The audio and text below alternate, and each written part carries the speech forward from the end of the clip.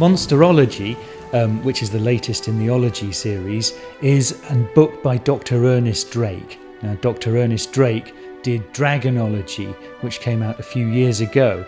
And of course, we know him as the great dragon master and student of dragons and things like this. But towards the end of his life, he managed to, according to the book, go on this round-the-world trip in which he got to investigate other mythical creatures. And he produced this book, according to the publisher's note at the beginning, for about 100 different people. And in it he put the results of his researches into mythical creatures from all around the world.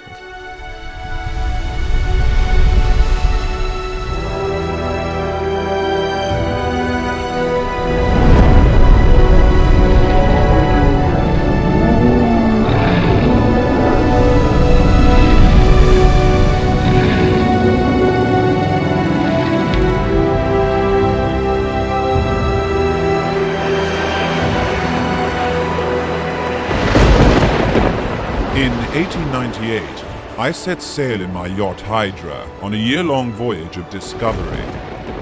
The purpose of my journey was to seek out those beasts that had so far escaped the scientific attentions of humankind. I was amazed to find a huge variety of them in almost every corner of the globe. I therefore compiled this volume in order to present my findings and introduce the world to the thrilling new science of monsterology. On my voyage around the world, I sought out evidence for the existence of many fabulous beasts and found it in plentiful supply. But I could not verify that every creature currently disowned by science is, or once was, real. The book is divided into different sections. So these monsters or mythical creatures, first of all, Dr. Drake talks about them, the ones of earth, then of air, then of the sea, and then semi-human ones. So earth ones might be like unicorns, air ones could be a griffin that can fly, sea ones might be like a sea serpent, and semi-human ones might be like a cyclops or a faun or something like that. It is with a sense of wonder that the monsterologist discovers the natural world to be full of contradictions. For who could suppose that the graceful unicorn that leaps so nimbly from crag to crag could emit such a hideous bray? Or that the three heads of the chimera, enemies in nature, could act together with such deadly harmony in pursuit of their reluctant prey? Then there is the gnu. Only found in remote areas of Japan, the gnu is regarded as a bringer of bad luck thanks to the black venomous cloud it emits from behind when disturbed. One of my favourite monsters is possibly the sea serpent, because I find the sea such a mysterious place. And back in Dr. Drake's time, you had charlatans and things actually getting skeletons and putting them together, fossilised skeletons, as though they'd found a real sea serpent, and then charging people to go in and see it. But of course, what Dr. Drake's trying to do is show that he's actually found real sea serpents. So I find that very fascinating. Monsterology is no easy pursuit.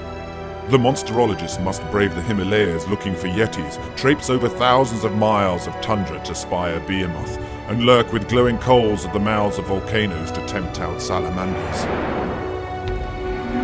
If the seas and oceans are regions of wonder, no less so are the Earth's lakes and inland waterways. There is usually only one serpent found in any lake. How these creatures breed is unknown.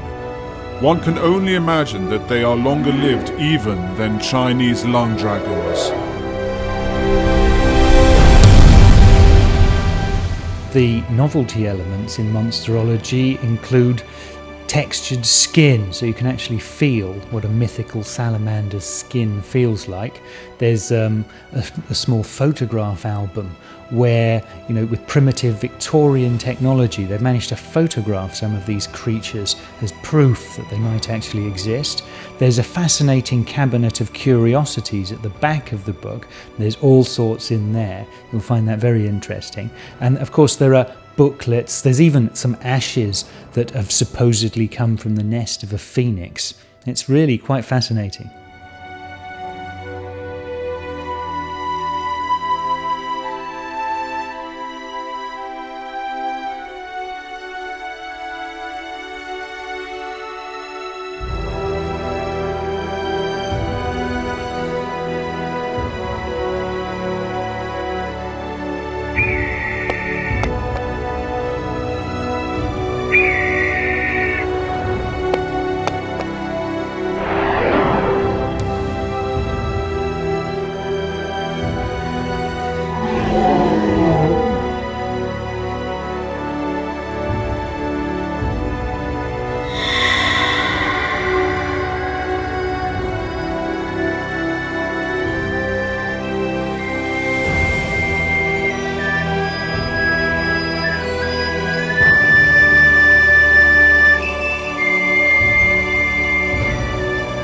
It's been amazing. Kids have really seemed to like the Ology series ever since Dragonology, which came out about 5 years ago now, and there have been numerous other ologies.